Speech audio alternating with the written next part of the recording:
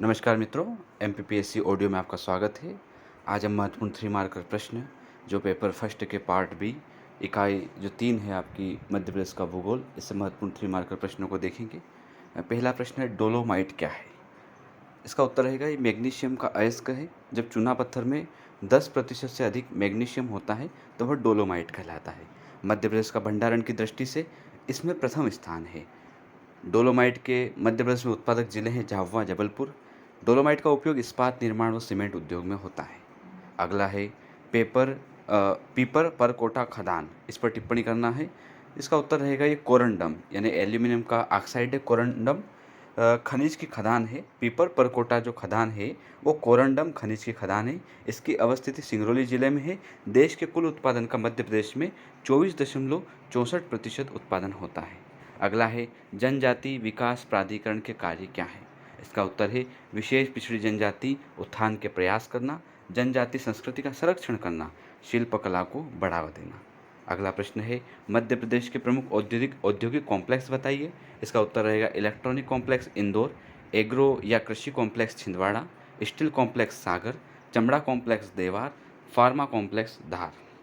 अगला प्रश्न है मध्य प्रदेश में सेज या स्पेशल इकोनॉमिक जोन, इसके महत्व पर चर्चा कीजिए। इसका उत्तर रहेगा वस्तुओं एवं सेवाओं के निर्यात का संवर्धन, औद्योगिक प्रगति होती है, अतिरिक्त आर्थिक कार्यकलाप का सृजन होता है, अतिरिक्त आर्थिक कार्यकलाप का सृजन होता है, रोजगार अवसर का सृजन होता है, अवसंरचना सुविधा का विकास होता है स्पेशल इकोनॉमिक जोन में।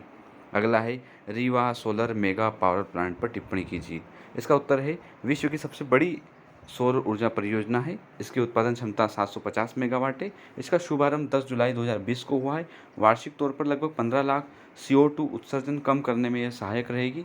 कुल उत्पादन का 24% Rewa solar mega power plant से दिल्ली मेट्रो को दिया जाता है। अगला है रेंगती हुई मृत्यु पर 3 मार्कर में टिप्पणी करना है। बहते जल या वायु के प्रवाह द्वारा मृदा के विघटन तथा एक स्थान से दूसरे स्थान तक स्थानांतरण को मृदा अपरदन कहा जाता है। इसे ही रेंगती हुई मृत्यु भी कहते हैं। सर्वाधिक मृदा अपरदन राजस्थान में और मध्य प्रदेश में चंबल नदी द्वारा उत्तरी क्षेत्र में होता है। अगला 3 मार्कर प्रश्न है मृदा क्षरण एवं मृदा ह्रास में क्या अंतर है? इसका उत्तर रहेगा मृदा क्षरण अपरदन के कारणों द्वारा अपक्षय क्रिया के फलस्वरूप मिट्टी की ऊपरी परत का कटाव होना मृदा क्षरण कहलाता है। चंबल नदी द्वारा अवनालिका अपरदन द्वारा मृदा का क्षरण होता है।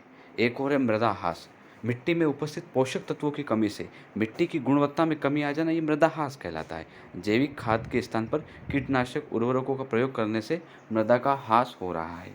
अगला 3 मार्कर प्रश्न है मालवा को किन फसलों के संदर्भ में त्रिकोण कहा जाता है? तो अफीम जो है वो मंदसौर नीमच में होता है। एक कोने पर खंडवा खरगोन में कपास होता है और एक गेहूँ होशंगाबाद में होता है। तो इस प्रकार से एक त्रिकोण का निर्माण होता है फसलों के आधार पर मध्य प्रदेश में। अगला है बुंदेलखंड नीस क्या है? इस पर टिप्पणी करना है। बुंदेलखंड अवस्थित आर्कियन क्रम की रूपांतरित नीस चट्टानें हैं। इनका जो निर्माण हुआ वो आद्य कल्प में। बुंदेलखंड जो नीस है इसमें जीवाश्म नहीं पाए जाते हैं। अगला है मालवा मरुस्थलीकरण क्या है? मालवा क्षेत्र में लगातार होता निर्वणीकरण यानी वनों को हटाना, निर्वणीकरण एवं भूमि के उपजाऊपन में कमी के कारण मालवा मरुस्थलीकरण की दिशा में अग्रसर हो गया है। भूजल दोहन में वृद्धि हो रही है।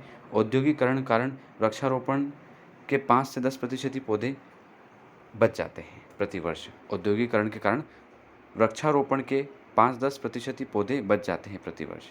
ये मालवा मरुस्थलीकरण है। अगला है चिपली सीरीज क्या है? 3 मार्कर में धारवाड़ क्रम की चट्टानें हैं। इन चट्टानों में फाइलाइट, क्वार्टजाइट, मैग्नीज निक्षेप उपस्थित है। इसका जो विस्तार है चिपली सीरीज का बालाघाट, जबलपुर, छिंदवाड़ा जिले में है। अगला 3 मार्कर है रिफ्ट घाटी क्या होती है? विवर्तनिक हलचलों के परिणाम स्वरूप पड़ने वाले भ्रंशन से निर्मित स्थल रूप होता है रिफ्ट घाटी। यह 2 पर्वत श्रेणियों के मध्य उपस्थित लंबी संकरी घाटी होती है। उदाहरण जो है नर्मदा ताप्ती नदी की घाटी जो है वो रिफ्ट घाटी का उदाहरण है। अगला है गुजरात की सीमा से लगे मध्य प्रदेश के जिले कौन से हैं? तो अलीराजपुर और झाबुआ जो है मध्य प्रदेश के जिले हैं जो गुजरात की सीमा से लगते हैं। अगला 3 मार्कर प्रश्न है एस्चुरी क्या है? नदी का जलमग्न मुहाना जहाँ स्थल से आने वाले जल और सागरी जल का मिलन होता है एस्चुरी कहलाता है। एस्चुरी का महत्व मत्स्य पालन और पतन विकास में होता है। उदाहरण नर्मदा ताप्ती नदी द्वारा एस्चुरी निर्माण होता है। अगला है ग्रिड क्षेत्र। क्या होता है? मध्य प्रदेश का कृषि जलवायु क्षेत्र का एक भाग ग्रिड क्षेत्र है। अवस्थिति उत्तरी मध्य प्रदेश में। यहाँ मृदा जलोढ़ होती है। वर्षा 80 से 100 सेंटीमीटर। ग्रिड क्षेत्र में फसलें जो है गेहूँ और ज्वार है।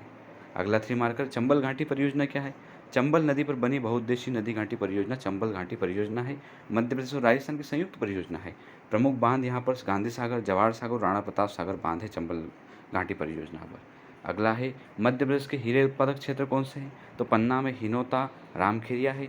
सतना में मझगवा है। छतरपुर में अंगोरा की जो खदानें हैं, ये मध्य प्रदेश के प्रमुख हीरा उत्पादक क्षेत्र हैं। तो मित्रों, आप देख रहे हैं किस प्रकार से हम 3 मार्कर प्रश्नों को मध्य प्रदेश के भूगोल से, खनिज से, कृषि से, जलवायु से, पर्वत से, नदियों से, नदी घाटी परियोजनाओं से, नवीकरणीय अनवीकरणीय ऊर्जा, इन सभी टॉपिक से कैसे प्रश्न बनेंगे 3 मार्कर, ये चीज़ें हम देख रहे हैं। अगला है बलराम ताल योजना क्या है? इसका उत्तर है प्रारंभ इसका 2007 में हुआ। उद्देश्य भूजल स्तर में वृद्धि करना। योजना कृषकों को वर्षा जल को रोककर भूजल स्तर बढ़ाने हेतु सरकारी अनुदान राशि देना। अगला 3 मार्कर, बैंक नोट प्रेस क्या है? स्थापना इसकी 1975 में हुई थी। अवस्थित देवास में है। यहाँ 20 रुपये के ऊपर सारे नोट छापे जाते हैं। केंद्रीय वित्त मंत्रालय के अंदर आता है बैंक नोट प्रेस देवास। अगला है Indian institute of forest management. 3 marker में समझाइए। इसकी स्थापना 1982 में हुई थी। स्थान भोपाल है। स्वीडिश एकेडमी की सहायता से स्थापना हुई थी। वन प्रबंधन विषय पर डिप्लोमा यह करवाता है Indian institute of forest management यानी IIFM। अगला है राज्य कृषक आयोग क्या है? इसका उत्तर है इसका गठन 2006 में हुआ। कार्य है किसानों की समस्याओं की सुनवाई व न्याय दिलाना। वर्तमान में इसके स्थान पर मध्य प्रदेश कृषि सलाहकार परिषद का गठन किया गया है। अगला 3 मार्कर प्रश्न है मंडीदीप क्या है? इसकी अवस्थिति रायसेन में है। यहाँ प्लास्टिक पार्क बना है जापान की सहायता से। विश्व विरासत स्थल भीमबेटका इसके नज़दीक है। ऑप्टिकल फाइबर कारखाना है मंडी में, और मंडीदीप अपने आप में एक औद्योगिक क्षेत्र है।